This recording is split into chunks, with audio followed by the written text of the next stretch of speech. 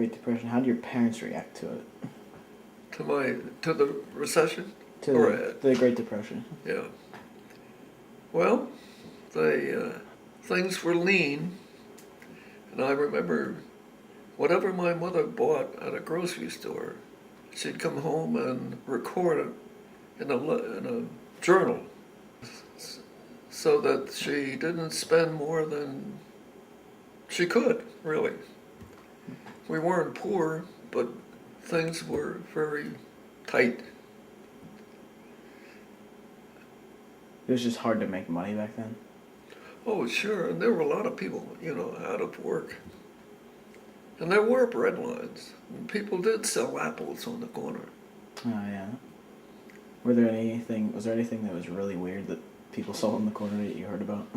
No, I never did, but as I've said, I lived in a small town, was a blue-collar town. People weren't used to a lot of money anyhow.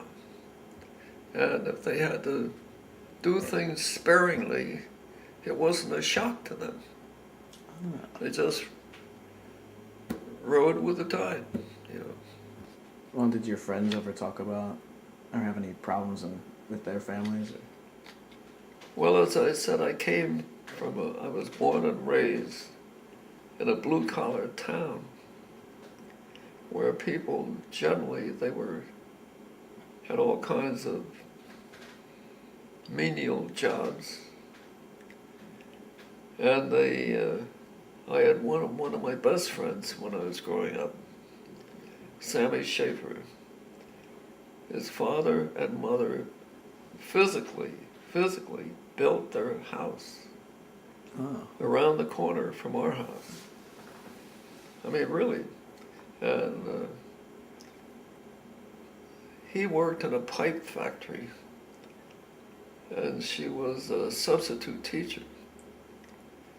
But they physically built this house. It was a nice house. But Sammy and I, we always thought of being architects, and we were going to open up our business someday. We're 12 years old. But we would be at each other's houses a lot. When I was at his house, and it was lunchtime, all we had was white bread and sugar. That's it? That was it. Wow. Yeah, they didn't have much money, but being frugal. His mother and father, as I said, built this house, saved every penny that they could. And one son finally went to Duke University, and the other went to the University of Virginia.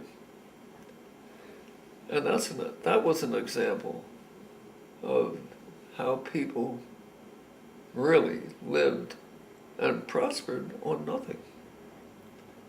They didn't have, and there were no rugs on the floors. Just pure hardwood floor. So, but they were probably the prime example of being hit hard by the Depression. Physically, you could see it. Just from the way they way they lived. But also it was an example of people being conscious of their sons' futures. Yeah, sure. And doing the best by saving every penny. And then as things got better, well, in my particular case, we moved from that town to a more prestigious town where people had some more money, better employment, etc. As far as being an individual, I guess I was lucky because nothing to my knowledge, and I'd have to give the credit to my parents, I personally never had any difficulty as an individual. And I mean, my father, even in 1929, was fortunate enough to go with a new company that was a bonanza for him. I mean, it was a new beginning in a new field, and his income was probably tripled. Even with the depression still going. And the depression, we were kind of happy. Not about the depression, but our lot in life was better. But as far as the depression goes, I was 12 years old when it began, and the stock market crashed. And people were in dire straits.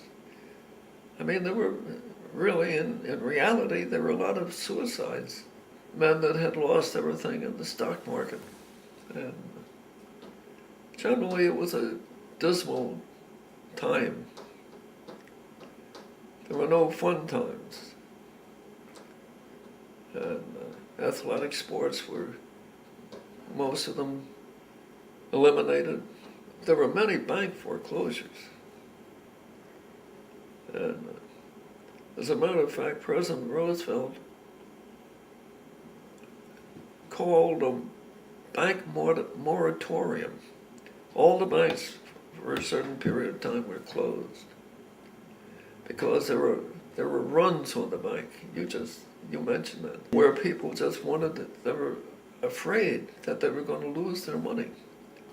So they go to the banks in hordes, trying to get their money out, and that didn't do the banks any good. The more people that were demanding their money, the worse situation it was for banks.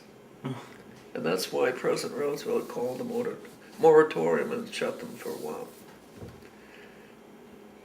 And then in order to bring the economy to better standards, he repealed the amendment that made liquor illegal. But he repealed it, and then things started in the alcohol industry is a huge contributor to good economics. I do know that there was a lot of hatred for Hoover back then. Well, it was not only hatred, it was kind of pathetic. He was not a smart administrator. I don't think people really hated him, but he wasn't very colorful and didn't seem to contribute anything while he was president.